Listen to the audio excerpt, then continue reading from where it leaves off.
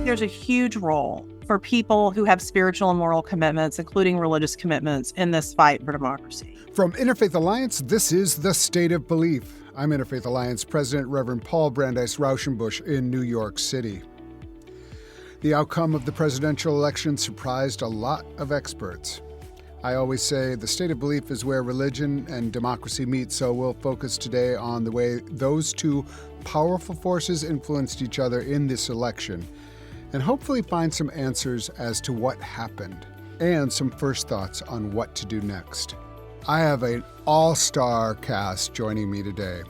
We'll start off with attorney and activist Skye Perryman, who leads the nonprofit Democracy Forward. We'll move on to Katherine Stewart, the author of The Power Worshippers, Inside the Dangerous Rise of Religious Nationalism. And we'll hear from two leading religion news service reporters, Adelle Banks and Bob Smietana. I want to make sure you are subscribed to the State of Belief podcast at Apple Podcasts or your favorite podcast platform. You can also visit stateofbelief.com/subscribe. That way you'll never miss an episode and you'll have access to over 100 past interviews with guests like Dr. Anthea Butler, Jeff Charlotte, Bishop William Barber, Rabbi Sharon Brous, Dr. Jamar Tisby, Rob Reiner, and many, many others. And help spread the word about the State of Belief. Tell the people in your networks what you're hearing and encourage them to subscribe today. State of Belief is made possible in great part by the generous support of our listeners. So if you've made a donation, thank you. And if you haven't pitched in yet, information on how to do that is available at stateofbelief.com. And you can find out more about the work of Interfaith Alliance and join us at interfaithalliance.org.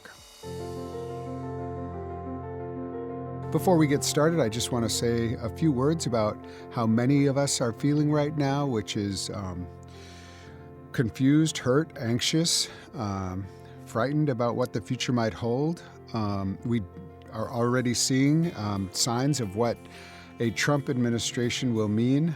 And so I do want to just send my best, my love, my encouragement to each one of you.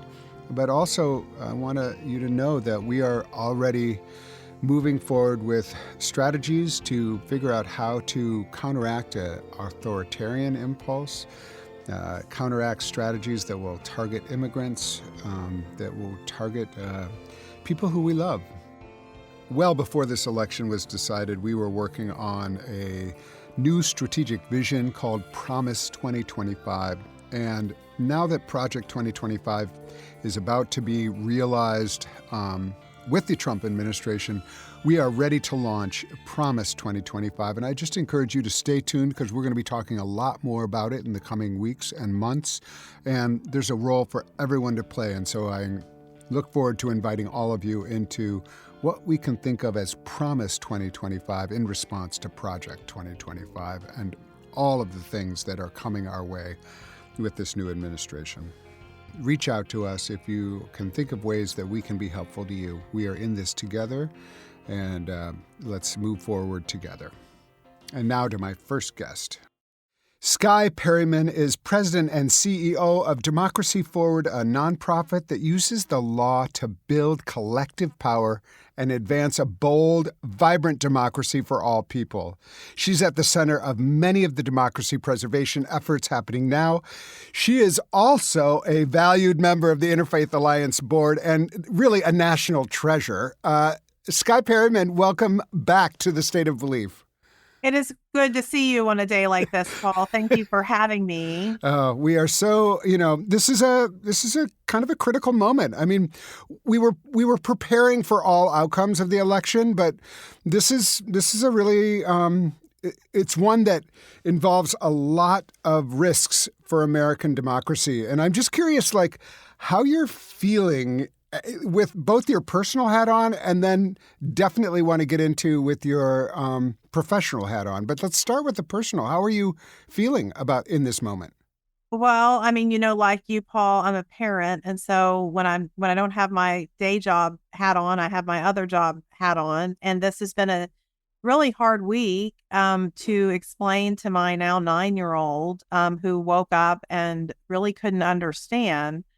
We don't really talk about some of the more offensive things that were said over the course of the campaign, but he had heard through some of his friends about the about the Madison Square Garden episode and what the president-elect said about people. And, he's raised by parents and in a household and in a spiritual community that doesn't speak about people, any people that way. And so I think that that was a hard conversation to have. And so I think, if you've got any advice about how to really Mm, navigate this with kids, I'm all ears. But I yeah. think that's really on the personal front has been what has been occupying us this week. Yeah, I just want to echo that because,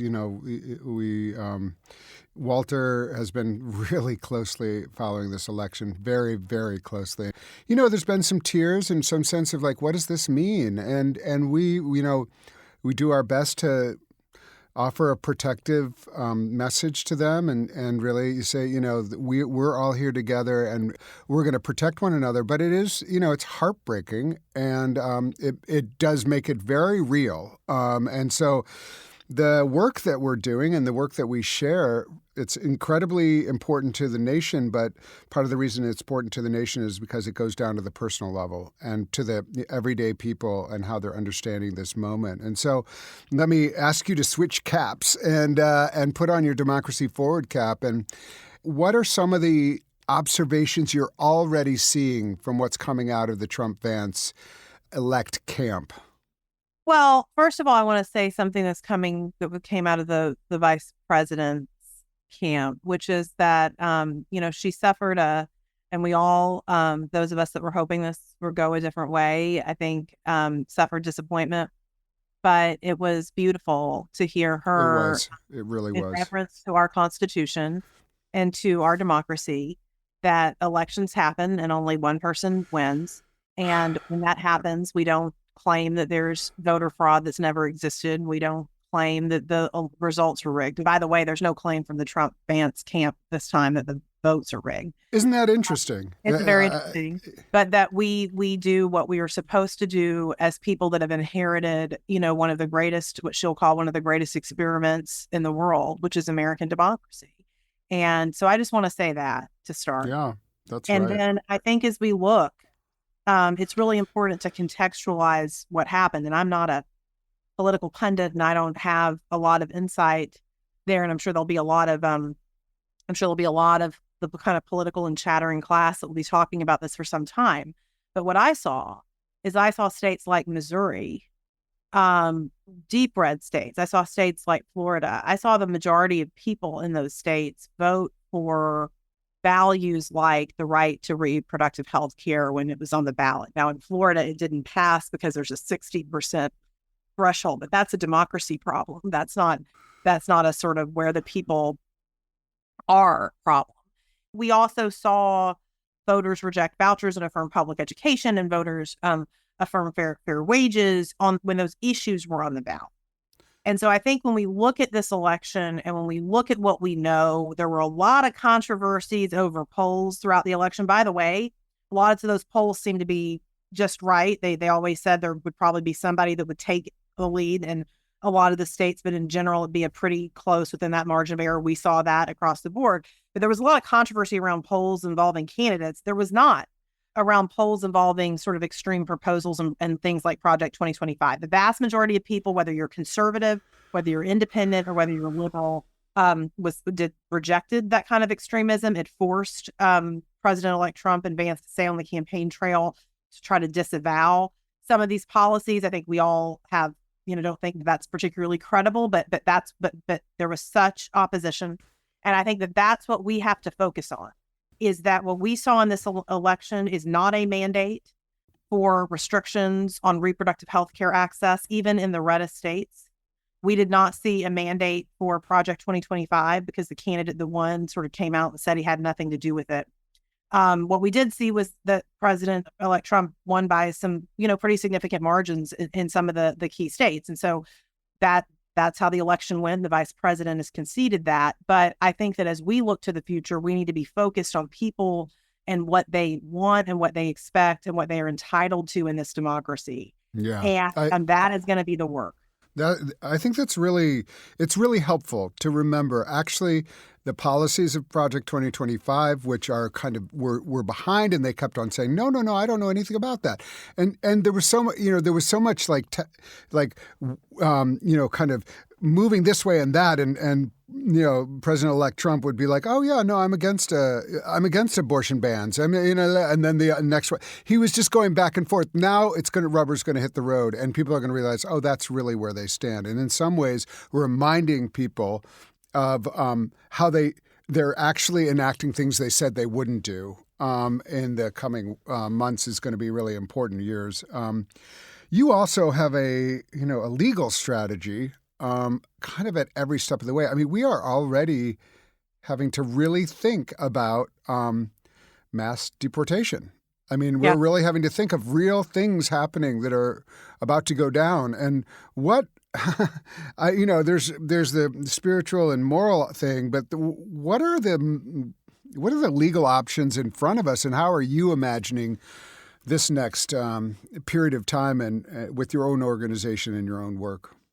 Yes. Well, I mean, we were really built for this. Democracy Forward was founded. We're a legal organization for your listeners that aren't familiar. And we were founded in the wake of the 2016 election, when in the early days of the Trump administration, we started seeing that the United States was actually in a new era of American life. I had hoped it was a short-lived era, and it's not.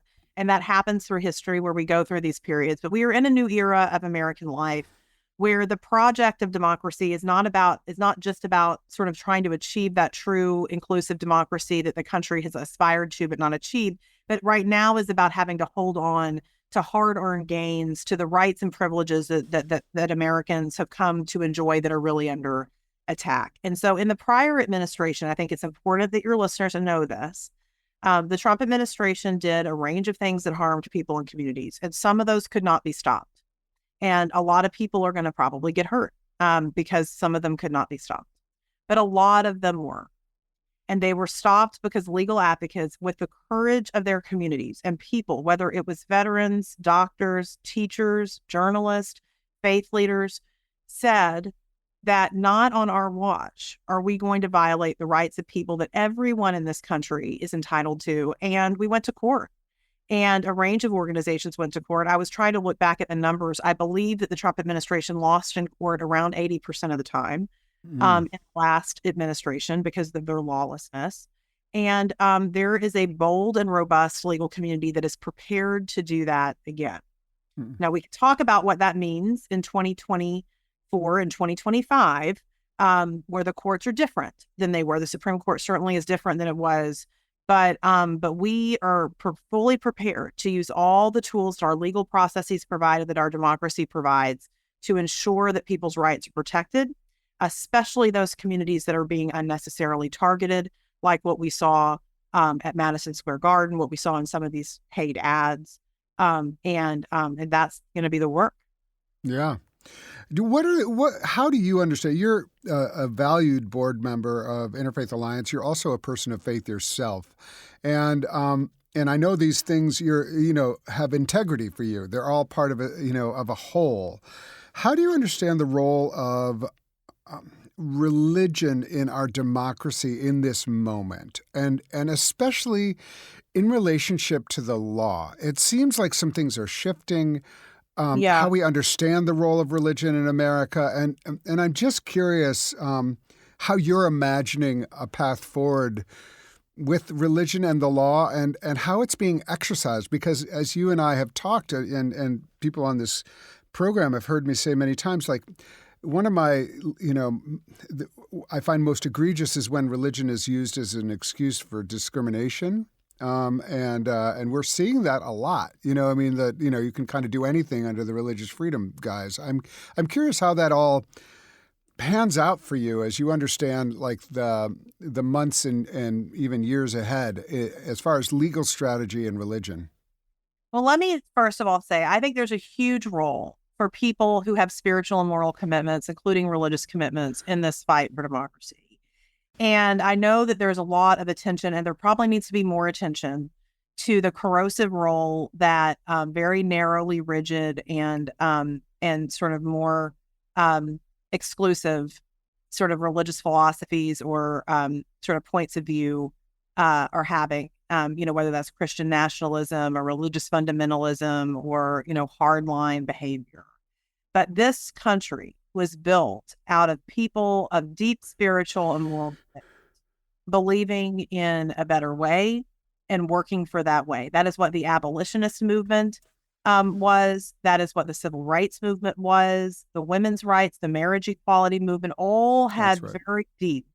The progressive era, of course, all had very deep, people that had very deep spiritual and moral commitments, really working for that better society. So I just want to say to your listeners, who I know a lot of them come from, our community here is very diverse, religious and spiritual and moral backgrounds, people of no, religious tradition, but of deep, commitment.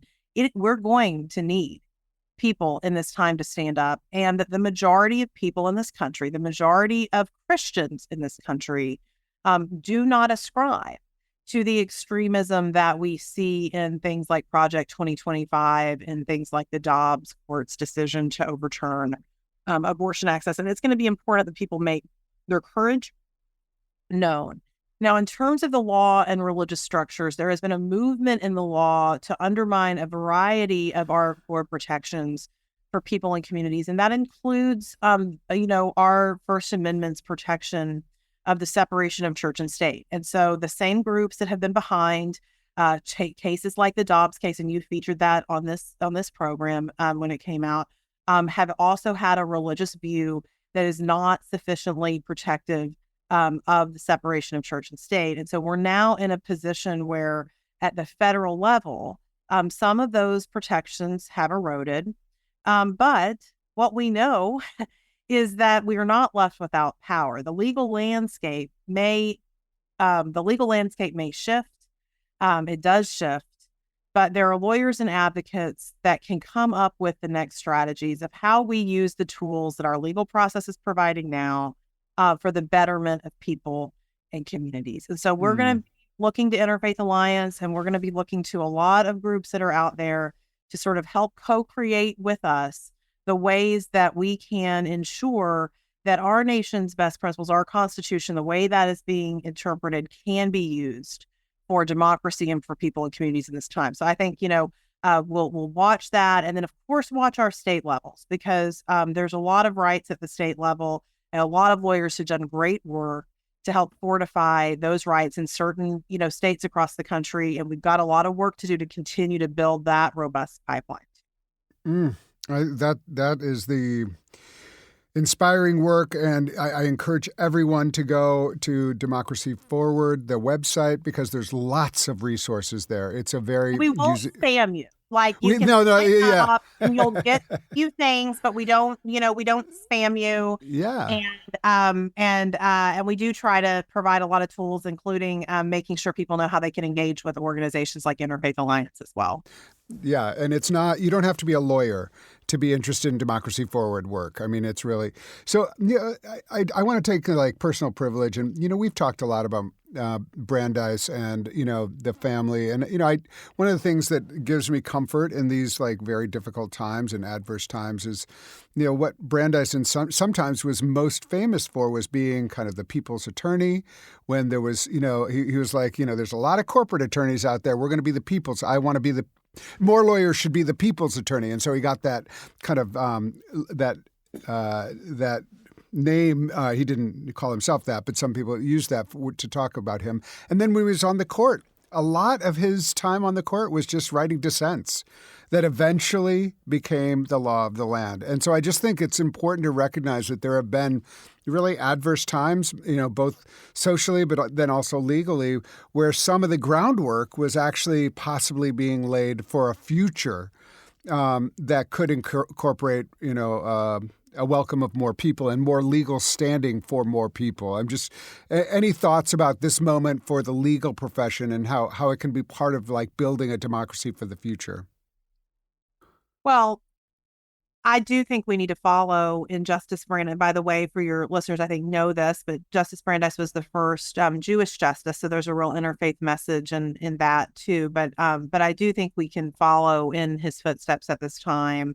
That's what we try to do at Democracy Forward, where we represent people and communities But this is what I'll say. We have long said to people that will follow our work, and again, you don't have to be a lawyer to follow our work, and we get a lot of our best insights from people that aren't lawyers. But we've long said that the courts right now in this moment are a front line in the battle for our democracy and an important backstop against extremism. What does that mean?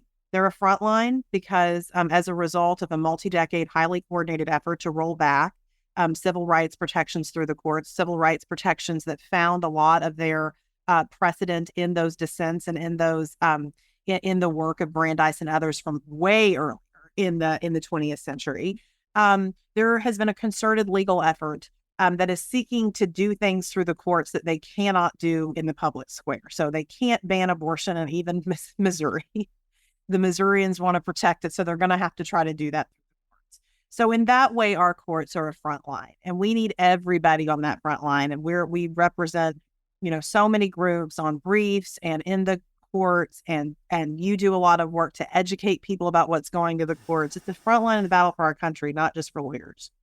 But the courts also are an important backstop. They continue to be a last resort where we have to go when people that are entrusted with the public trust abuse that trust. And we will do that. We do that now. We do that against state and local actors that are seeking to ban books and criminalize librarians and ban healthcare. And we will do that against any powerful figure at the federal level that is not abiding by the rule of law and respecting the rights of the American people. And so we're really asking people to hold two things right now, which is that there is an extreme conservative movement that has been moving through our federal courts in some ways that is responsible for the overturning of things like Roe versus Wade. And those institutions also exist in a democracy in order to protect our democratic institutions and to protect people that are getting left out. And we're going to have to use them. And we're going to go to court, and we're going to, really push for the courts to represent the people. We went in court a lot more than people expect that we would. We went in front of judges that were appointed by President Trump, that were appointed by, conservative presidents. We went in front of judges that were appointed by more moderate and liberal presidents, and we're going to continue to do that. So we're just asking for people to really focus on this as one tool among many that we have. And of course, the main tool is going to be we the people, and holding our lawmakers to account. You said you had nothing to do with Project 2025. You said you wouldn't ban abortion. Okay, let's see that. We'll all celebrate that for you. We will. We will celebrate that if that actually comes about. And when it doesn't, you will hear from the voice of the American people who have made clear on these issues that there is no mandate for this extremism. And that's what we have to make sure that we remember. There may be a perceived mandate right now around, personality driven situation. I can't get into that about who likes who or who wants to go, who thinks who's funnier at the dais or whatever people bought into in this election. But what we know is that on the issues, there's not a mandate. And that's going to be the work of democracy. It's really holding our people in power to that account. Skye Perryman is president and CEO of Democracy Forward, using the law to build collective power and advance a bold, vibrant democracy for all people. That sounds pretty good right now. Skye, thank you so much for coming on The State of Belief. We really appreciate you. Thank you.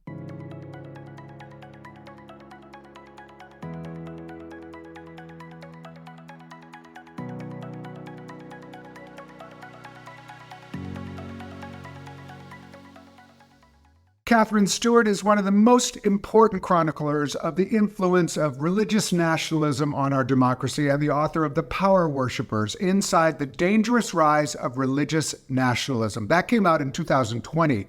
She has a new book that will be coming out in early 2025 called Money, Lies, and God: Inside the Movement to Destroy American Democracy. Katherine, thank you so much for joining us. Feels like the right time to start talking about money, lies, and God. Can I just get your initial reaction when you saw the returns come in from the exercise in American democracy that happened this week? What were some of your initial thoughts given your framework of your work? Right.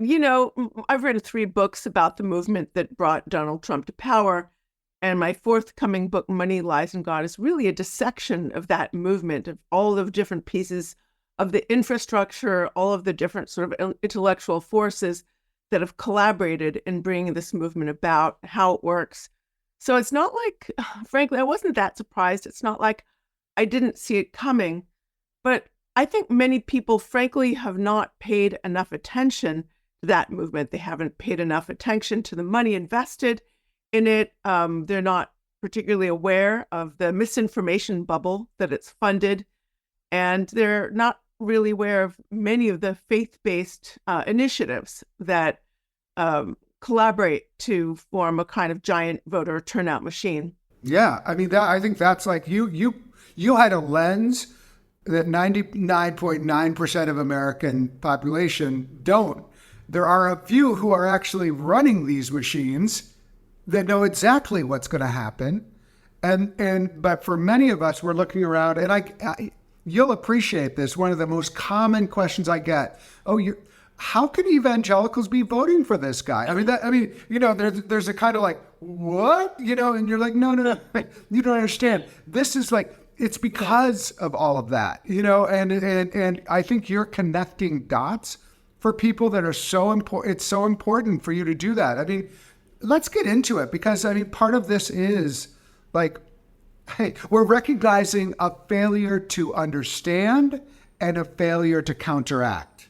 And I speak as one of those people who's really trying to counteract. What are we missing that feels so important for everyone who's listening to this podcast today or this radio show today? What are we missing? Well, there's so much. First of all, one of the issues with much of the mainstream media is they don't often go to the places where this movement is actually happening. One of those places are the sort of local churches that are part of larger church networks or parachurch networks. So prior to the election, we got a lot of stories about the Democratic Party's ground operations, which, we heard over and over again, it's better funded than Republican Party's ground operations. And it's really, they're going out there, strangers knocking on doors and making phone calls and sending postcards. Well, the Christian nationalist voter turnout machine is much, much more robust, much better funded, even though that's not a part of the official, RNC. It doesn't count within the official RNC, money that is devoted to voter turnout. And frankly, it brings in huge numbers of extremely reliable voters to the Republican side. It also reaches a lot of low propensity voters, people who might sit the election out, who don't feel like they have a stake in elections. And what will happen is movement leaders we're part of these very large networking organizations that bring pastors together. They'll literally go into these churches or do presentations for large numbers of pastors of these sort of smaller churches. And they'll do presentations telling, getting people ideologically on the right page, and then giving them really explicit tools for voter turnout, registering people to vote. They don't talk down to anybody. They say, well, if you don't know how to register to vote, this is exactly how do you do it. And this is exactly how to make sure your vote gets counted. They're doing, I think it was Tony Perkins at the last Pray Vote Stand conference I went to just about a month ago. He said, we're doing ballot harvesting in churches. So that Christian nationalist voter turnout machine is really effective. And by the way, getting messages about who to vote for from your faith leader, who you trust already, is much more effective at turning out your vote than having some stranger knock on your door. But you wouldn't even know about those faith-based get out the vote operations if you watched much of the mainstream media. Right. Well, and also there's like this idea, they can't be doing that because that's illegal. They long since forget that. That's not even a thing anymore for the Christian right. They're just like, we don't believe in that and we're not going to obey it, and come for us, try it. And it's really true. At the last Pray Vote Stand conference, I heard from Matt Krause. He's with First Liberty Institute. They're one of the leading right-wing legal advocacy groups alongside Alliance Defending Freedom and some others. And he was talking about these voter mobilization operations. And there was a woman in the audience who raised her hand. She said, I'm confused. Have they repealed the Johnson Amendment, which, as you know, is the amendment that's supposed to keep faith-based organizations from endorsing any particular political party. And what his response was something along the lines of, if a tree falls in the forest and nobody hears it, did it make a sound? And everybody laughed. I mean, this goes straight to, this is not actually, I'm sure, what you meant in the title, but the lies part of it. I also think that they're just brazenly don't believe in it. Would love for that to go to the Supreme Court. Of course. I do want to get into the money part, because I do think like people underestimate how much investment is going into these efforts. Can you talk a little bit about that? Yes, absolutely. I think it's really important to understand the role of the super wealthy right-wing funders of this movement, because they are increasingly driving the process. And their motivations are not necessarily religious in general, even though some of them are. A lot of them are, frankly, committed to essentially libertarian economic policies. And this group includes people like Jeff Yass and Barry Seid and others who are not Christian, by the way, or Seid, who is Jewish.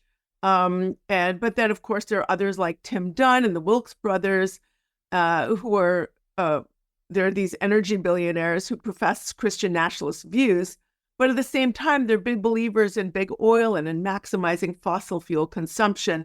And they really do want to replace democracy with their kind of authoritarianism. So it's a kind of very diverse group of funders. Some of them are ultra-conservative Catholics, some of them Protestant, others sort of evangelical, some of them not religious at all or Jewish. But this kind of big money will always seek to preserve itself. And one way or another, it will do so by subverting democracy. What kind of money are we actually talking about? Literally, it's not just millions of dollars. Like, no, oh my gosh, no. I mean, Barry Seid, for instance, donated $1.6 billion to form a trust called the Marble Freedom Trust, which is dedicated to to promoting right-wing politics. He put Leonard Leo in charge of it. Leonard Leo, as you know, was the head of the Federalist Society, is known as a money man of the religious right. He's played an enormous role in shaping the courts, in funding candidates for the courts, people with a correct ideological approach. And he's got his sort of finger in the pot of a whole host of other right-wing and religious and Christian nationalist organizations. So $1.6 billion, frankly, a lot of money buys a lot of political influence. It means you can spend some $230 million every year without even touching the nut. And that's just one out of so many. If you start to really compile this, Interfaith Alliance, we consider ourselves robust in trying to, fight the good fight. And our budget is well under $4 million a year at this point. I mean, we're obviously trying to grow it, and this isn't an appeal. I'm just saying, like, if you compare the resource gap between, even if you talk about all the groups that are kind of aware of Christian nationalism and what its corrosive impacts on our society, it doesn't start to match. Like it's actually almost insignificant, and that is what we're seeing when we look around and say, "Oh, how did this happen?" I mean, and so people really need to wake up. This is, and the other, and I know your time is precious. I thank you so much, but I do want to. One of the interesting advents now is Christian nationalists adopting the Christian nationalist language and saying, "Yeah, I'm a Christian nationalist. Let's go." Like, what do you think about that? And is there?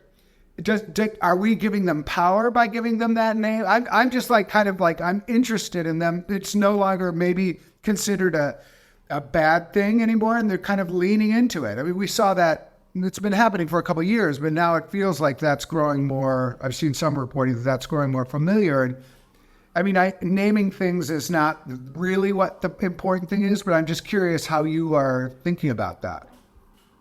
Yeah, I mean, I think an important point to keep in mind is that religion in America has really been shifting. The religion is becoming hotter, more about the forces of good and evil, in many instances, more charismatic, even though many people adopting sort of the language of a sort of spiritual warfare are not themselves charismatic Christians. And this shows up very much in the Christian nationalist base's approach to the election. It's not, Christian nationalism is sort of sense of reactionary nationalism. It's about who gets to properly belong in the country and who doesn't. So it's fusing a kind of religious identity with a partisan political identity. You're either in or you're out. You're with us or you're not. And many people are taking on that mantle as a kind of, affirmative. Right. Well, and they are like conveniently describing themselves as the gatekeepers of who is in and who is out. And, you can come in, but you have to identify this way and you have to believe these things, or else you're on the side of Satan. And that's very convenient. We're very interested in how, now that Trump has regained his access to the White House, what this means for Project 2025. And can you just say a little bit about like making that link? Because I think a lot of people look at Project 2025 and say, oh, that's not good, or that's the majority opinion, but they're not connecting it to this other thing that's happening that's being driven by all this money and all this effort, which is a Christian nationalist playbook. So how do you combine those two? I've written a lot about Project 2025, as well as the agenda of the America First Policy Institute, which is a sort of MAGA think tank, in my new book, Money, Lies, and God. And a lot of the sort of intellectual leaders of the movement, who some of them are representatives of the religious right, others are representatives of the new right, which is an intellectual movement that is less explicitly theocratic in its approach, but more explicitly anti-democratic in its approach. And so if you look at these policy papers for like Project 2025 or some of the material coming out of the America First Policy Institute, you can see it's kind of marriage of those two ideas. The sort of Christian right and the new right have made a kind of marriage of convenience. And you see the aims of both of those movements echoed in those documents. This is so helpful. We just really appreciate everything that you are doing. And I'm just so grateful that you took the time to be with us. This is obviously the first show that we've had since the election. And we're trying to make sense of it. And we're also trying to figure out, like, what do we do? And I think everybody is asking, what do we do now? And so I just want to thank you so much for being back on The State of Belief. And we look forward to having a more in-depth conversation when your new book comes out. It comes out in January, right? The end of January, beginning of February. And I just want to say thank you so much. It's really wonderful to connect today. I think it's, we have one another, and that's really important. And we have to offer one another sort of support. I'm really grateful for your fellowship. Well, thank you so much for being here on The State of Belief. I really appreciate it. Up next, some important post-election insights from two leading religion news service reporters, Adelle Banks and Bob Smietana. You can hear full episodes of The State of Belief anytime on our website at stateofbelief.com, and you'll find links to topics we discussed this week, as well as transcripts and more. And make sure you subscribe at stateofbelief.com/subscribe. You're listening to The State of Belief, where religion and democracy meet.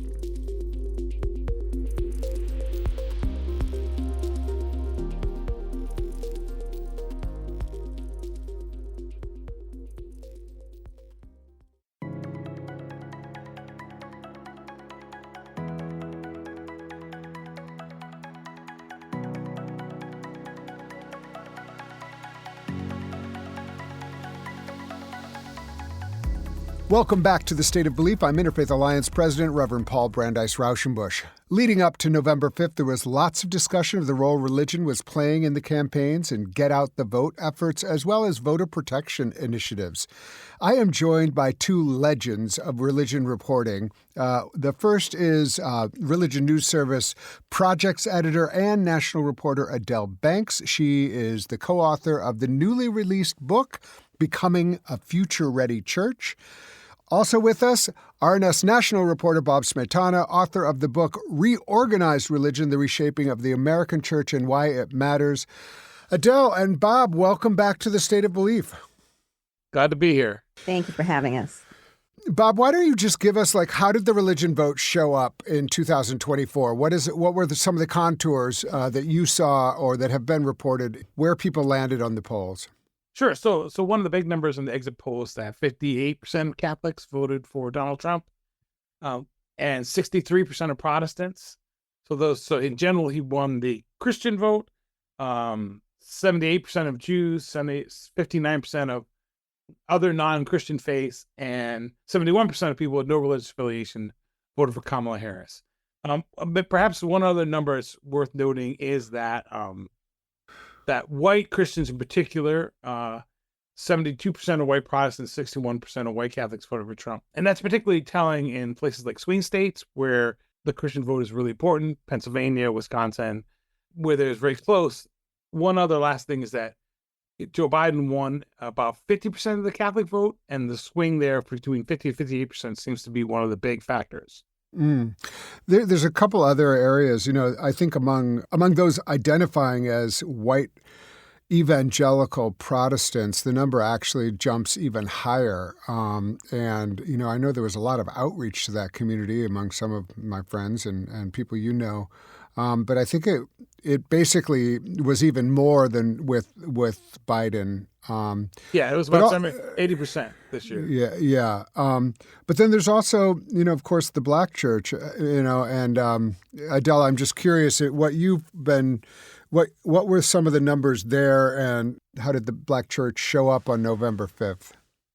I don't know about the breakdown of the specifically Black church within the Black American vote, but I do know there was a lot of work ahead of time with different groups representing Black churches. In fact, the day or two after Vice President Harris said she was running, there was a mobilization with different kinds of Black American groups. And one of them was called Win with the Black Church. And it had a bunch of folks on that from a variety of perspectives within the Black church world. And then there also was a separate First Ladies call, who were women who were wives of Black pastors. So there was a definite mobilization, some in different ways than in the past. But and it can't be said that everybody who's African American obviously voted for Vice President Harris, which is one of the things that sort of come out from this election. But that's what I thought.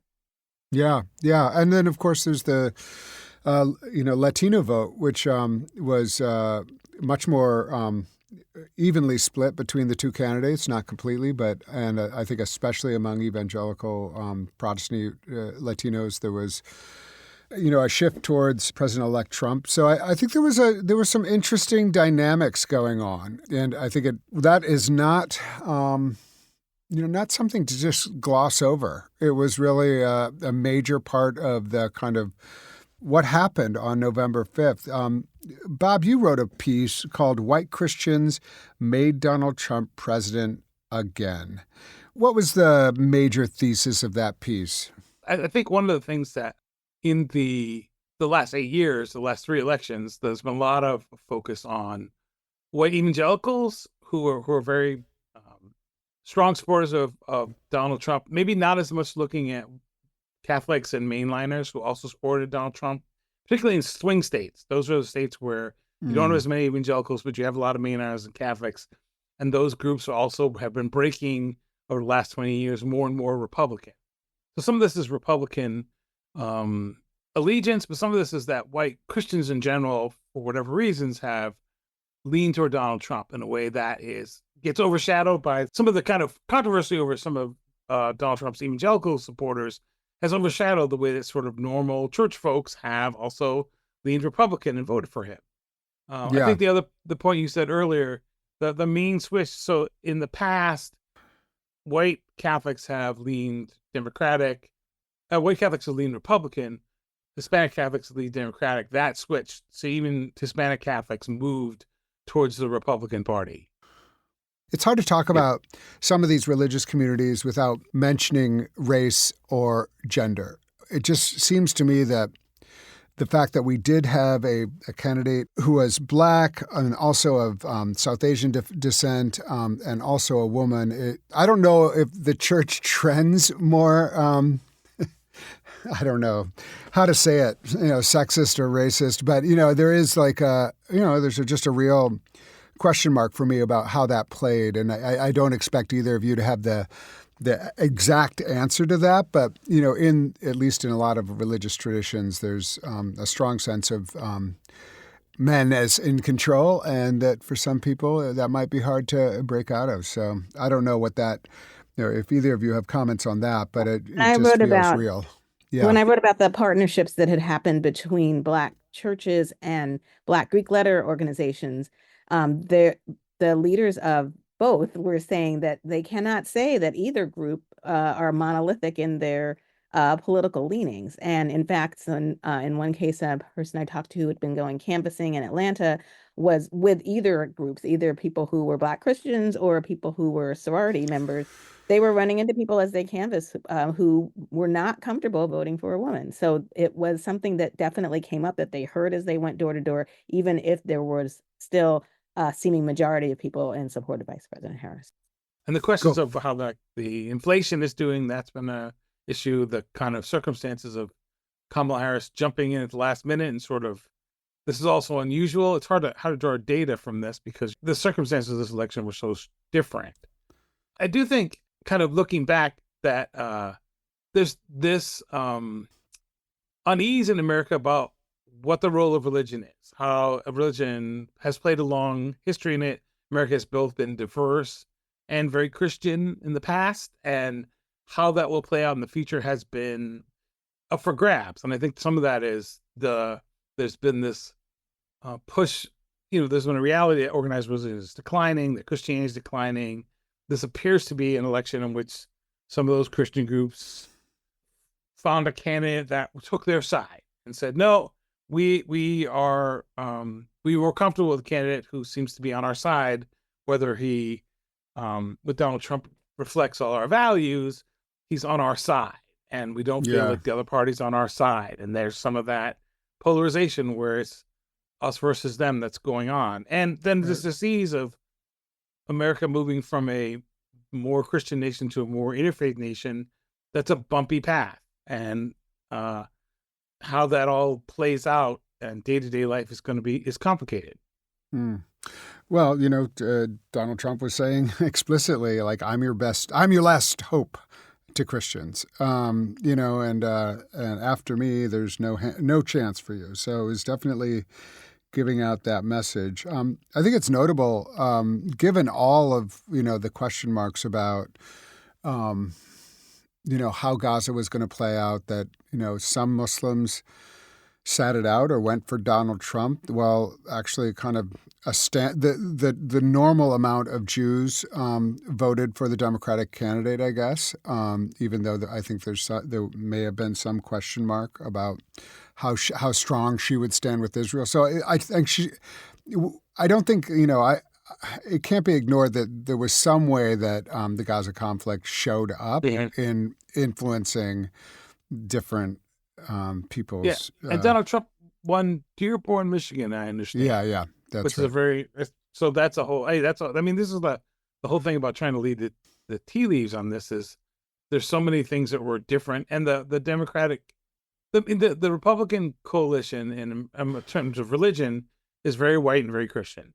The Democratic coalition is a mix of Black Protestants, Hispanic Catholics in the past, people with no religion, Muslims, Jews. So it's a much more less monolithic group, which is harder to hold together. And the world is, as we know, in pulling in lots of different places. So there's more tension on that group, where the other group is more consolidated.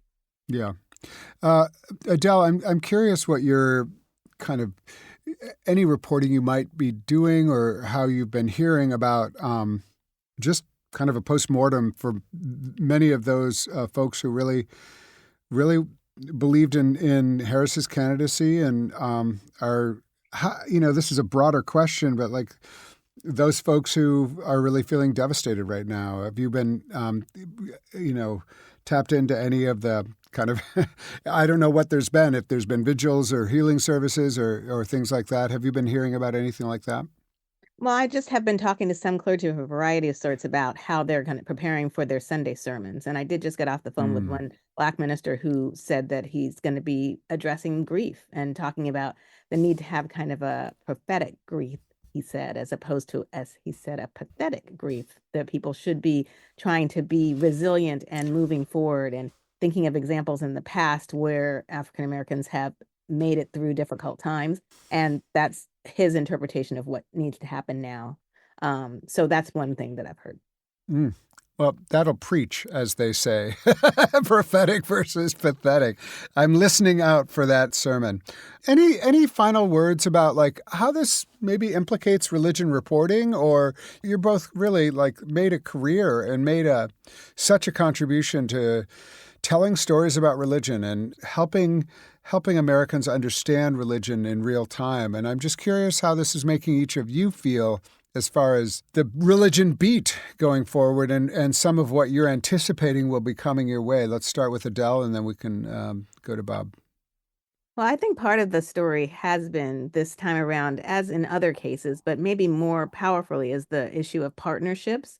And like I mentioned, for instance, the Black churches and the Black Greek letter organizations were working together. But with Faith United to Save Democracy, which is the organization that trained many of the people who were poll chaplains or peacekeepers at the sites where people were voting, that group has gone from being kind of primarily African-American leaders to a much broader range of people, not just only Christians, but Jews as well, and now more secular people involved with secular organizations. So I think that's a continuing story about the partnerships. And I guess the question will be, how much will these partnerships come together now that Election Day is behind us? And there is talk about some of these people, poll chaplains and others, needing to be around for potential other tension points between now and Inauguration Day. So I think that work continues, and I think the partnerships that may occur will be worth us watching. Bob? Yeah, no, I think the religion people continue to matter. Religious people are going to try and, because they think about politics one part of the year. They think about their community all the rest of the year. And it was interesting on a couple of things on Election Day. One, there was at least I was up in Wisconsin, a sense of people ready to be done. They're ready to vote, get it done with. There was relief. There was not disruption at polls. So there were in other parts of the country, there were some, but not overall disruption, that there were some clear outcomes, even though everyone was happy. I went on the evening of the election, I went to a prayer service at a church that's a shared space between a Black and white church. And what struck me was most how many folks prayed for peace, but also just prayed for how do we get along? Because they didn't know how it was going to turn out, but they realized no matter what happens, half the people in the country are going to be really angry. And then how do we get out of that kind of polarization? There was almost more than the election result was what kind of country are we going to live in? How do we get along with people? How do we talk together? How do we not hate our neighbors after this? And a real sense of being done with that kind of polarization and wanting something better. So that was actually the very most hopeful part of the day, was this kind of strong determination of, look, we want to live with our neighbors. We want to get along. We want to build a better country. And we disagree about how to get there, but we're not going to give up on it. Adelle Banks is project editor and national reporter at Religion News Service. Bob Smietana is national reporter at Religion News Service. Both of you are so valuable. I am so appreciative to you, and thank you for being here on this important week of the State of Belief. Thanks so much. Thanks for having us. Please be sure to subscribe to The State of Belief at Apple Podcasts or your favorite podcast platform, or at stateofbelief.com/subscribe. We need your help to keep making The State of Belief. Become a partner in this crucial work with a financial contribution today. Information on how to donate is available at stateofbelief.com. That's stateofbelief.com. The views and opinions expressed on this program do not necessarily reflect those of Religion News Service or Religion News Foundation. The State of Belief is produced by Ray Kirstein and is a production of Interfaith Alliance. Become a member today at interfaithalliance.org. And be sure to join us next week. We're going to be talking to Amanda Tyler about her new book, which is entitled How to Stop Christian Nationalism. And I can't think of a better topic. So please join us. Until then, I'm Paul Brandeis Raushenbush on The State of Belief, where religion and democracy meet.